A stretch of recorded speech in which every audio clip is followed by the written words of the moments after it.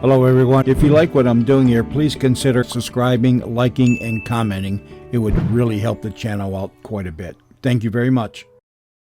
The CBS Radio Mystery Theater presents...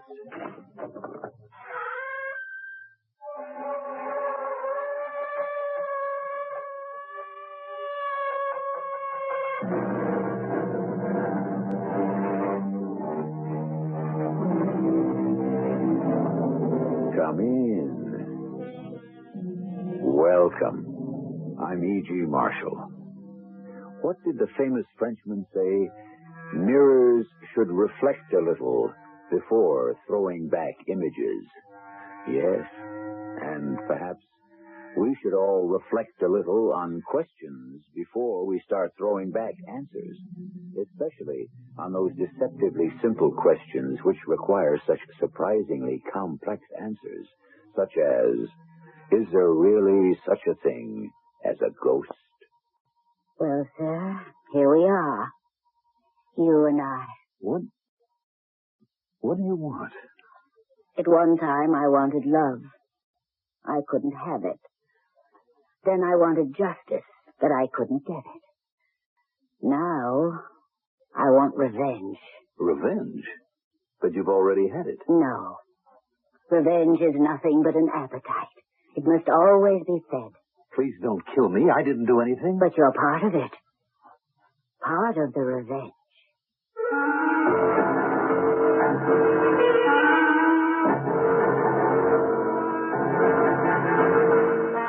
Our mystery drama, The Avenging Ghost of Kitty Morgan, was written especially for the Mystery Theater by Sam Dan and stars Mandel Kramer. It is sponsored in part by Buick Motor Division and ARM, Allergy Relief Medicine. I'll be back shortly with Act One.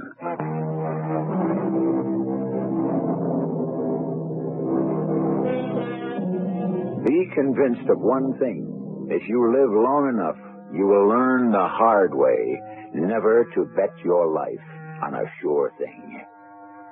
This is a story that takes place today, but it began almost 100 years ago near a little country village called Harrowwood in upstate New York. So for just a few moments, come back with me to a time in the 1880s. Here we are, Mr. Chesney. Yes, so I see. Be back around midnight as usual? No, Jim, I won't be staying tonight. You'd better wait. You ain't gonna have supper, Mr. Chesney? No. Jim, tonight's the night. Uh-oh. I expect there'll be some weeping and wailing, but I'll leave her a nice gift. That should help dry the tears. I don't think you'll shake this one off so easy. It's never easy, Jim. Miss Kitty Morgan strikes me as a different kind of woman. Well, you take it from an old campaigner. They're all the same. I hope so. For your sake. This won't take more than 5 minutes. I'm sorry, Kitty. Sorry? What are you sorry about? You knew this thing between you and me. You knew it couldn't last. How could I know that? Tell me. What are you sorry about? You knew I was married. Just tell me, why are you sorry? Kitty, Sorry that it's over? Sorry that you lied to me? I didn't lie to you. The terrible truth is you lied to yourself. Yes, that is a terrible truth. Is that why you're sorry? Oh, please, Kitty. Are you sorry that some country woman like me... You are not a country woman. Oh, yes, I am. My Lord Robert Chesney, builder of railroads, owner of factories. I am a country woman in a tiny town who caught your eye and with whom you amused yourself for a while. Is that why you're sorry? Kitty. Are you sorry that I, too, am human? That I could dare to dream, presume to hope? That perhaps love can change anything, everything? Kitty, I never said that I loved you. This is the way the world goes. There are the takers and the givers. And you belong to the first group. I to the second. Kitty, I don't want you to misunderstand what I'm about to do. But I want you to take this money. How is it possible for me not to misunderstand? Now listen to me, Kitty. To what? I've been deceived. Must I also be debased? This is for services rendered. You helped me plan Harrowwood. You gave it the woman's touch. You endowed it with a certain grace. I thought I was doing it for me. I thought it would be my house. I only want to make this as easy and as pleasant as possible for both of us. It is my house, you know. I put so much of myself into it. You won't get me out of there, Robert.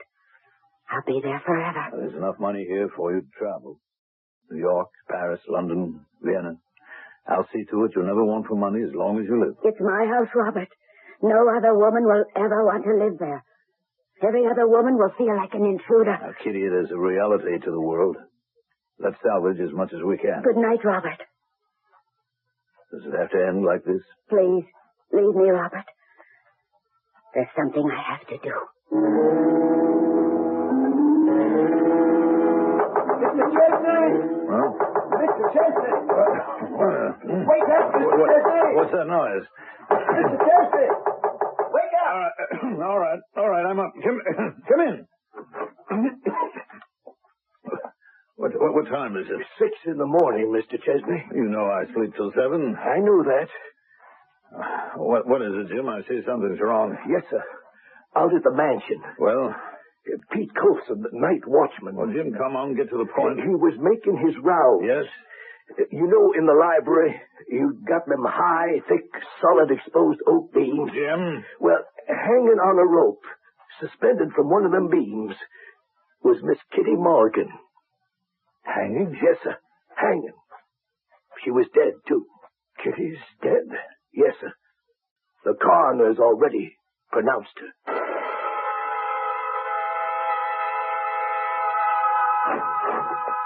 Mr. Chesney? What is it, Jim? The note she wrote, the suicide note, she wrote it to you? All right. What about it? Now that the inquest's over, the coroner says you can have it. Here. Thank you, Jim. You, planning to take a train into the city? After a while. I'll have the carriage ready. Thank you, Jim. I'll call when I want you. Yes, sir.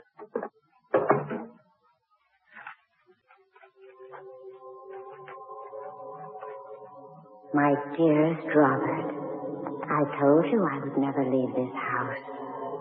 And I never shall.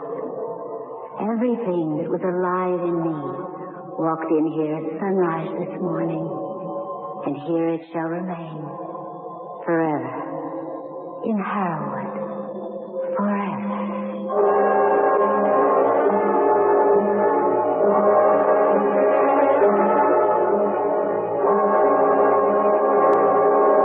Borkin, I noticed the name Harrowwood on this list of company properties. Yes, Mr. Chesney. What is Harrowwood? Oh, it's an estate in the Adirondack Mountains. Yes? Oh, there's a mansion, a Victorian mansion, I believe. In the Adirondack? Yes, sir. You see, during the 70s and 80s, I believe many millionaires constructed these enormous places, including your own great-grandfather. He built Harrowwood. Oh, why have I never heard of it? Because it was never used. What do you mean, never used? No one ever lived there. You mean it's been empty for 100 years? To the best of my knowledge. Why? Well, you see, the place is haunted. Would you repeat that, please, Miss Borkin? Haunted. Now, what sort of nonsense is that? Now, I'm only telling you what I know. You know the place is haunted. Well, I've been told the place is haunted. No place can be haunted. There is no such thing as a haunted place. If you say so, Mr. Chesney. Look, here we are in the final quarter of the 20th century, and you tell me that a valuable piece of property is lying fallow, useless, simply because of some medieval superstition. Tell Powers to report in here at once. Then if the property cannot be utilized, why hasn't it been sold, Powers? For the same reason, sir. What reason? The ghost. An estate that's worth $1 or $2 million? Now, Powers, you and I know there is no such thing as a ghost. I'm not sure I can be included in that remark. Are you telling me you believe in ghosts? What's come over everybody? Yes, Mr. Chesney. Miss Borkin, see if you can arrange a lunch date for me with Tom Boulin.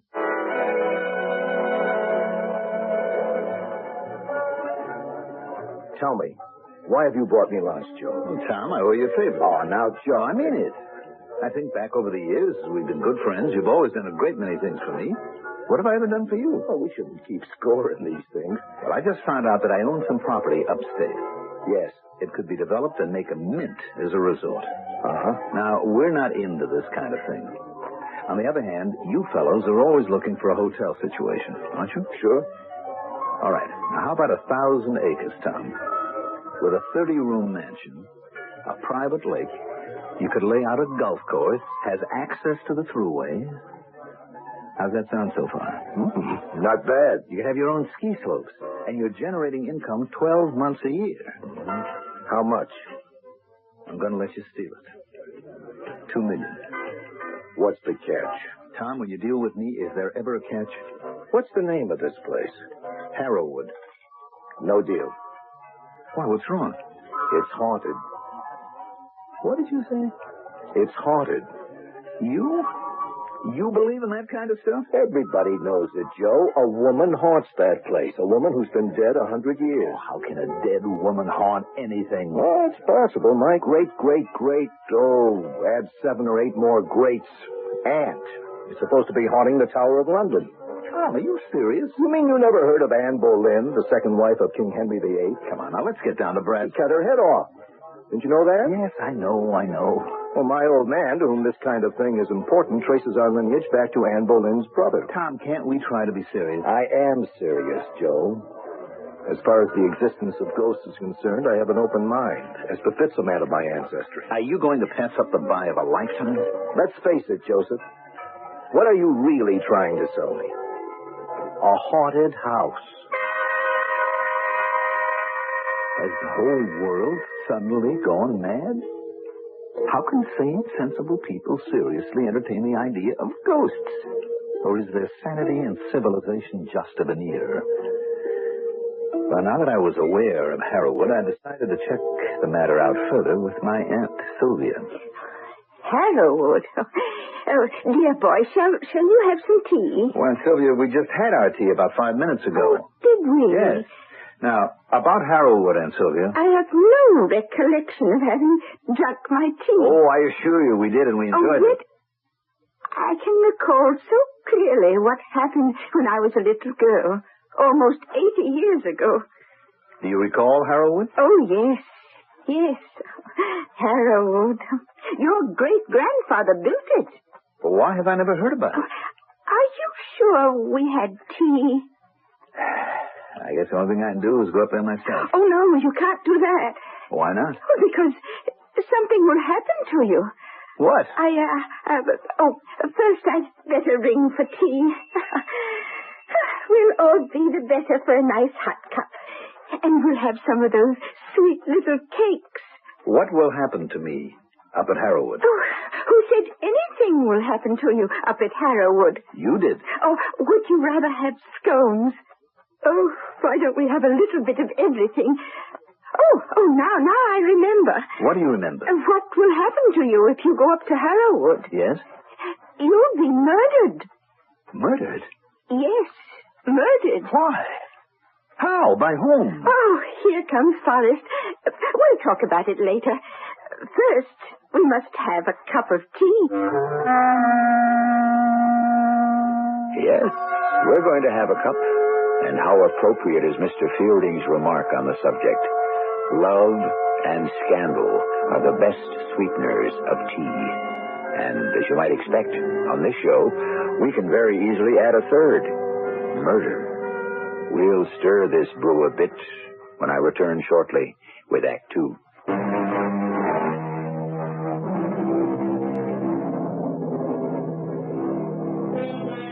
The gift of prophecy.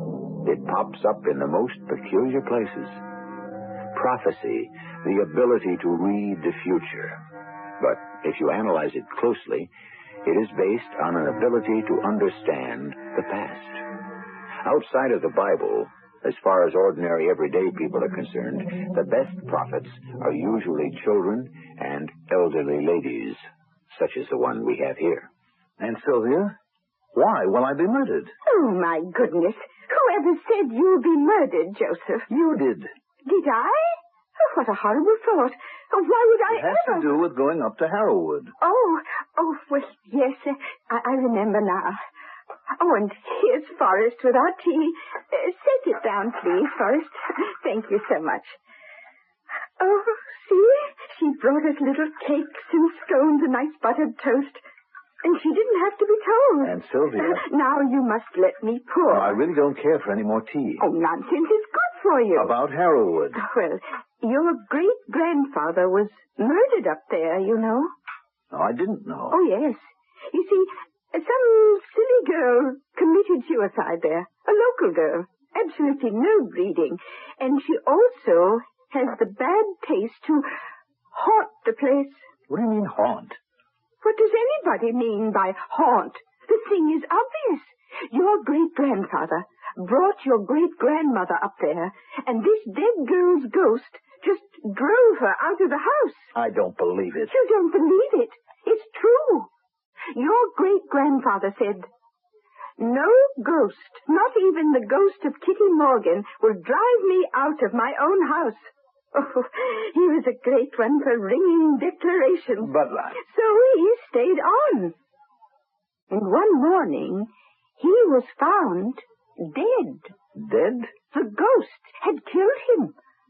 How? Oh, how do ghosts kill? They scare you to death. Oh, he could have had a heart attack or something of the sort. Oh, the man was as strong as a bull. Well, anyway, since then, everybody knows that it's death for any male descendant of Robert Chesney to enter that house. Everybody knows. What nonsense. Oh, I'm so glad you could visit your poor old aunt. Why don't I ring for Forrest and have her bring us a nice hot cup of tea? Who was it that said the lunatics have taken over the asylum? Well, whoever he was, the man is a true prophet. Here I am surrounded by people who suddenly seem to have taken leave of their senses. Ghosts. Well, the matter had to be cleared up once and for all. Yes, Mr. Chesney. Miss Borkin, find out from Powers who is looking after the property up at Harrowwood and make arrangements for me to go up there. You're going up there? Yes, Miss Borkin. But But what? is that wise? Wise? In view of the curse. What are you saying, Miss Borkin? Nothing. Nothing at all.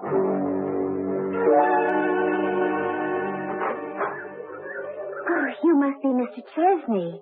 Oh, please come in. Miss Borkin phoned and said to expect you. Thank you. I'm Julie Miller. My dad is caretaker of the Harrowwood estate. He's out there now. I expect him home soon.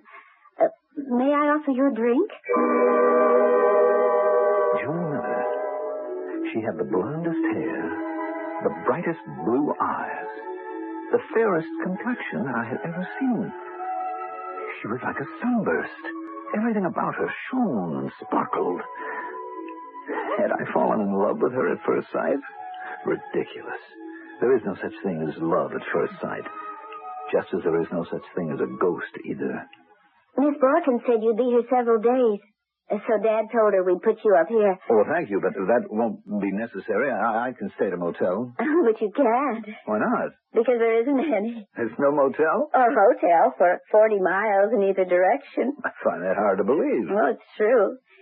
You see, the folks here about sort of discourage that sort of thing. What sort of thing? Oh, how can I describe it? Tourism. I don't understand. Tourism means money. Why should anybody be against that? Tourism also means people. Oh. You have anything against people, Miss Miller? No. Just against some of the things people bring. Yes. Roads, traffic, fumes, stores and stands, shopping centers. Well, that's progress. And who needs it? Civilization. And who needs civilization? Well, Miss Miller, you can't be serious. Well, most of us would like to see the place remain unspoiled. I see. What do you see, Mr. Chesney? I see now why the estate is supposed to be haunted. It's a legend that you folks nourish very carefully to discourage the invasion of civilization. How clever of you to figure that out. And that's why the house is haunted. Oh, I would disagree. The house is haunted because Kitty Morgan will have her revenge on Robert Chesney. Now, just between you and me, Miss Miller, do you believe that? Of course. Kitty Morgan was my great-aunt. Oh, you seem like such a sensible girl. How can you possibly swallow this nonsense? Oh, it goes down easily enough. And you, sir, should be careful not to describe the beliefs of others as nonsense. Do you really believe that Kitty Morgan's ghost murdered Robert Chesney? Well, that's what the coroner's report said. The coroner's report said Kitty's ghost murdered my great-grandfather? It said death was due to causes unknown. A ghost is unknown. Can you deny that? There is Harrowwood. Oh, magnificent, isn't it? Yes. Dad has a crew that keeps the place up. Appears to be in very good shape. Are you sure you want to spend the night here? That was the reason I came. Well, Are you saying that I have something to fear? well, I better not say anything. Why? Because it might set us off on a discussion where we would simply never agree. About ghosts? And other things. I have a 30-room mansion, Miss Miller. I understand it has heat, light, water. It's my home. No. No? It's Kitty Morgan's home. Oh, Miss Miller. All right. I see you really believe it. So I shall respect it. I wish you wouldn't go in there. But I must. Then I suppose this is goodbye. Well, it's good night. Good night. The way you said that sounds as if you're sure you'll never see me again. You were warned. Warned? Oh, that has an ominous ring to it. There's nothing I can say or do to persuade you. I'll see you tomorrow morning, Miss Miller. You're not at all what I expected. Oh, what'd you expect? Joseph Chesney, the rich, powerful Joseph Chesney, the man who'd be coming up here to ruin our lives. Why would I be ruining your life? Well, you'd be changing it. You'd turn us into one of those noisy, crowded, grimy resorts. All the peace and loveliness would be gone forever. Well, now. I thought you'd be a crabby, sour, grasping old man. Me? You're not. I should hope so. You're young. You're nice looking. You're so easygoing. Me? Yes, you. Mm-hmm. Well, you're nice looking, too. What are you doing up here? I like it up here. You know something? I think I'm beginning to like it up here, too. Well, then, don't do anything to change it. I'll see you in the morning. Please be careful. She kissed me suddenly. Then she was gone. I walked up to the massive front door. I turned the handle. It swung open smoothly, and I was in the house. I found a switch, flooded the place with light. I was in a magnificent entryway. I could see what a house this was. I lighted my way from room to room. Each was a delight. How beautifully this Kitty Morgan had designed Harrowwood. I walked into the handsomely finished library, and I sank into an easy chair. So this is where Kitty Morgan had chosen to end her life. I looked up reflectively at the ceiling beams. From which one? I sat there thinking for a long time, and then someone said, What a lovely, comfortable room. Yes. High windows. Not just for light, but to enjoy the view. Excellent arrangement. A library should be light and airy. I agree. It's best for the books. They can be ruined by mustiness and damp. Isn't that so? Yes, that... Wait a minute. Who are you? Kitty Morgan. Who else should I be? Kitty Morgan? Well, you're a... I am what you claim does not exist. I am a ghost. A ghost? Now, Mr. Joseph Chesney, what has become of all your theories and convictions and strongly stated opinions? Do you still say there is no such thing as a ghost? I'm dreaming. Are you? Oh, I must be. But you know that you are wide awake. How can you be Kitty Morgan? I was born Kitty Morgan. Oh, it can't be real. It can't be. But here you are. Here I am. Oh, this must be some trick. On whose part? What do you want? At one time I wanted love. I couldn't have it. Then I wanted justice. I couldn't get it. Now, I want revenge. Revenge? I discovered that revenge is nothing but an appetite. Must always be fed. It wasn't enough to kill Robert Chesney. You killed Robert Chesney? And so I swore that I would kill every Chesney who came in here. You want to kill me? You look so much like him. The same face, the same voice, the same smile that can be so warm and so cold. Do you have the same heart? I don't know what you mean. Yes. I should kill you, but I won't. Well, thank you. Don't be sarcastic, young man. I could do it. Quite easily. You think I'm a woman and so I can be overpowered.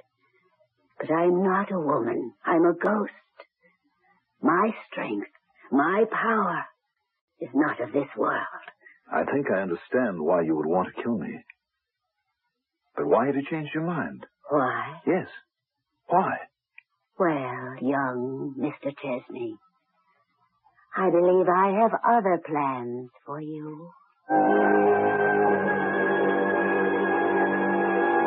We think of ghosts as floating, ethereal, disembodied, things that merely drift along. But a ghost as a reasoning, calculating, plan-making entity? This, indeed, must be something new in the chronicles of ghosthood, ghostdom. I shall return shortly with Ectoplasm for Act 3.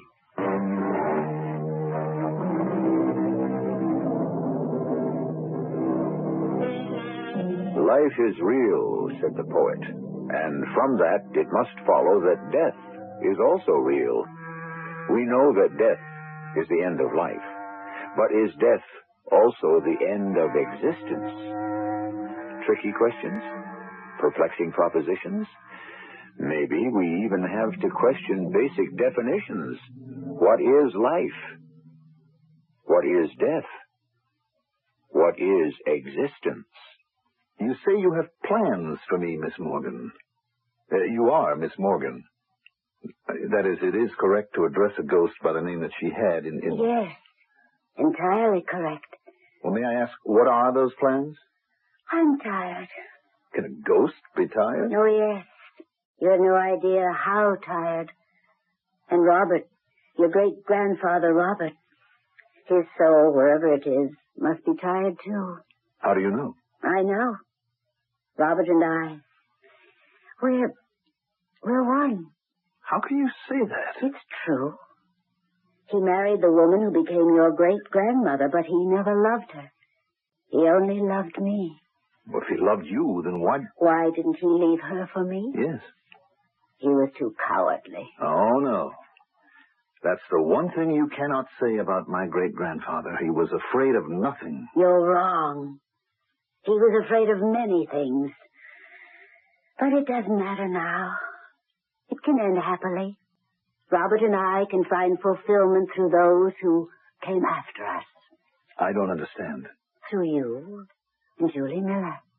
I still don't understand. You're Robert's great-grandson. I am Julie's great-aunt. We shall live again. Through you. Through us? Through your love. What love? You love her, Joe. Don't deny it. And she loves you. Well, how can that be? That's what Robert and I also asked ourselves that night so long ago. 100 years ago. What are you saying about Julie and me? And that's how it shall end. The terrible past shall end with the beginning of a wonderful future. Good night, Joseph. Good night. I know now you'll sleep and dream of Julie. Dream of her, Joseph. Dream of her soft beauty. Dream of your happiness.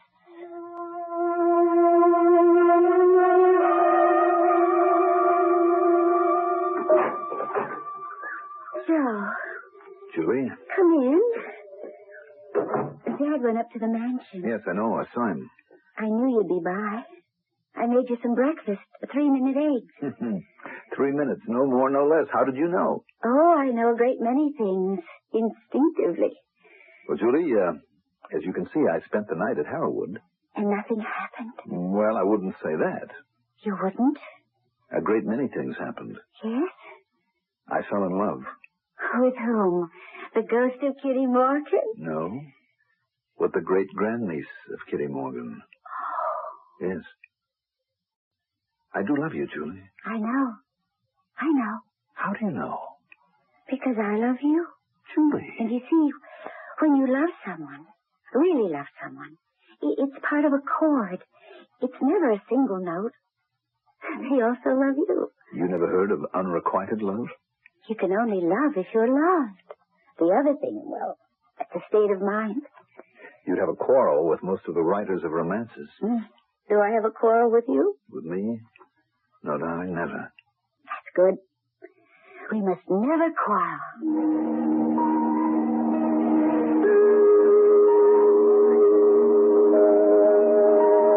You happy, Julie? This is more than being happy. No, I wish it would never end. Why should it end?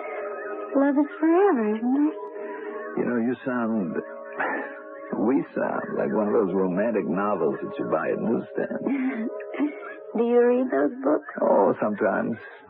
When you're waiting around an airport for hours, you read just about anything and everything. Why should you be stuck at airports? Why should you even be at airports? Because I have to travel. Why? To make money. Oh, don't you already have enough money? Well, you have to protect what you have. If you look at that deep blue in the sky, and the whiteness of the clouds, and the reflection in the still waters of the lake, and you listen to the birds, you realize how inconsequential all talk of money is. Well. Admit it. Go ahead. Admit it. Come over here, and I'll admit it. So the days passed. One just seemed to flow into another. Everything was so wonderful. It was like a Garden of Eden. I had never met another girl, I should say another woman like Julie. I was happy, content. But this wasn't the world. The real world. The real world rang the telephone one morning. Mr. Chesney, I've been trying to reach you. What's up, Miss Borkin? It has to do with financing for that transnational deal. Well, I thought we had that all lined up. What seems to be the problem? Tom Bullen isn't too happy. Oh, what's bothering Mr. Bullen? He's on his way up there. He'll tell you in person. Anything else, Miss Borkin? No, sir. I should think that would be enough. May I pour anyone some more coffee? I'll have half a cup. I'm fine, thanks. Well, I can see you gentlemen have important business to discuss, and I have shopping to do, so I'm sure you'll excuse me. See you later, darling. That's what's bothering me, Joe. What do you mean? Julie. I don't think that's any of your business, Tom. Tell me, Joe, does she know you're married?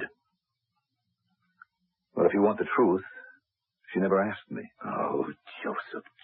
The fact still remains that it isn't any of your business. That's where you're wrong. My personal life Come is off it, Joe. A little affair here and there and occasional infidelity now and then is one thing, but this particular situation has gotten out of hand. I still say it's none of your business. Aside from being cruel, yes, cruel is the only word to describe it, to a lovely young woman. Look, she's my age. She's mature. She knows the risks she runs. What a way to put it.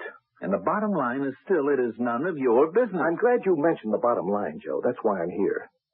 Do you know the bottom line for the transnational deal? I'm afraid I don't follow you. It's a tremendous deal. It could be worth close to $100 million if we get it rolling. We've got it rolling. What's the problem? I'm putting up 1/3 of the startup money. You're putting up 1/3. And the other 1/3 is supposed to come from Marcella's father. What do you mean, supposed to? I have his word. What does a word mean to a man like you is the way her father's starting to think. After all, you stood before a minister and gave your word to be true to his daughter. Do you mean the old guy wants to back out? What we're getting back in town are reports, rumors, allegations, you name it, of an extremely hot and heavy romance between you and a girl up here. Tom, it's just... Just what? It's just one of those things. No, it isn't, Joe. I look at that girl's face. I watch her as she sits there and listens to you. Joe, she's in love. That's just one of those things, too. I'll tell you something else, Joe. I've watched your face when you look at her. You're in love, too. Oh, you're crazy, Tom. Let me tell you this. If you're in love with her, marry her. What? Divorce Marcella and marry her. Divorce, Marcella? It's all over between the two of you, and everyone knows it. Be truthful with yourself. I can't afford to divorce Marcella. Why not? Because her father doesn't believe in divorce. What do you care about what he believes? Tom, I'm in hock. I owe him more than I'm worth. Joe. A Chesney fortune? How could I blow it? Easy. Bad advice here, bad investments there, bad luck someplace else. It can happen. I don't give a damn about transnational. Tell the old guy off and marry Julie. And live on what? At least you'll live. Tom, listen. You've only got one life. You'll never meet another woman like Julie. You're right. You're absolutely right. Good for you, Joe. Don't you want to answer that? Hello. I'm sorry to bother you, Mr. Chesney. Well, what is it, Miss Borkin? Your father-in-law wants to see you at lunch tomorrow. Oh. Well, I'm to tell you this, off the record, Mr. Chesney. Tell me what? Well, my spies in his office have let me know that he won't do anything drastic. Drastic? What are you talking about? Oh, excuse me. I'm talking about what we talk about all the time. After every one of your escapades, you always want me to talk to my friend, your father-in-law's secretary, and assess the damage. Yes. Yeah, well, I'm sorry, Miss Borkin. Well, he'll want assurances, but she says you've managed to weather the storm. You have to be back in town tomorrow. Yes. Thank you, Miss Borkin. I'll do better than that. I'll be back in town by tonight. What are you talking about? I'm leaving. When? Now, this minute. Aren't you going to say anything to Julie? No. No! I have nothing to say. It was fun. Look, it was fun while it lasted. Now it's all over. You're just going to sneak out of her life. Well, you could put it that way. But at least... At least what? Have a confrontation, a scene? Do you mind if I don't drive you back in my car? I have my own. You're no good, Joe. I never said I was. All I had to do was go back to the mansion and get my clothes. I was all packed. I looked at the place in the bright sunshine. How could anyone think there could be a ghost here? When suddenly, everything seemed to grow dark. Was it my imagination? Or had a sudden storm blown? Now the library was filled with shadows. And I heard a noise. It was like a sigh. And then a voice. Don't leave her, Joe. No. This is my imagination. I know it's my imagination. Don't leave her, Joe. I have to. You'll be sorry for the rest of your life. And more. More? For the rest of eternity. I don't believe this. I don't believe any of this. Ask him. Ask whom? Your great-grandfather, Robert Chesney. He's dead. We're all dead. Not me. I'm alive. No, you're dead. Everything that was alive in you died when you decided to leave Julie. You're dead. I don't believe you. Believe her. Who are you? I'm Robert Chesney. And you died the way I died. You should have never come back to this house. I'm not dead. I'm not. I didn't know I was dead at first. My wife had the money. That's why I was afraid to leave her. That's what killed me. I want to get out of here. It's too late. Please, Poor Robert. Poor Joseph. Poor Kitty. Poor Julie. Let me out of here. Where would you go? Crawling to your father-in-law, just as I did. Admit it. Admit it. Yes. You're better off dead. Just as I was. Yes. Yes. Don't fight it, Joseph. Don't fight it.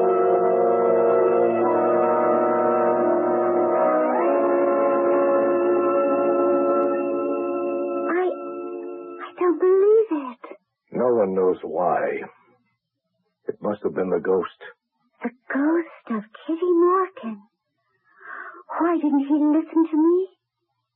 She killed him. Why?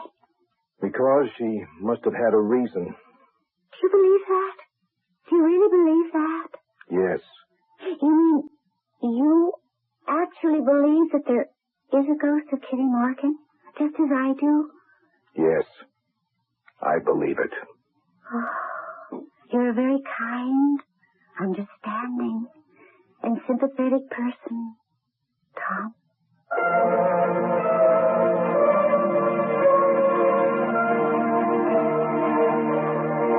He certainly is.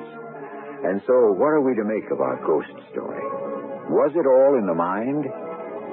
Did Joseph Chesney die of remorse? Perhaps of frustration because he was unable to do what he really wanted? Could lively Julie have taken a hand in it? Or is there actually an avenging ghost of Kitty Morgan? I shall return with a partial answer shortly.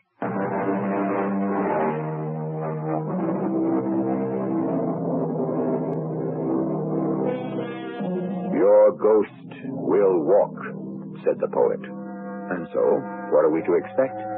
It is said that we give up the ghost at that moment when the mortal essence leaves the body. Yes, we give up, but the ghost remains.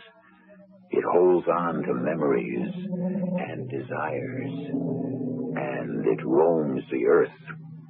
And who is to say that at a certain time, when we're in a certain place and feeling a certain mood, we cannot see and hear the ghosts of what we once were, long ago, in another world. Our cast included Mandel Kramer, Evie Juster, Bryna Raeburn, and Sam Gray. The entire production was under the direction of Hyman Brown.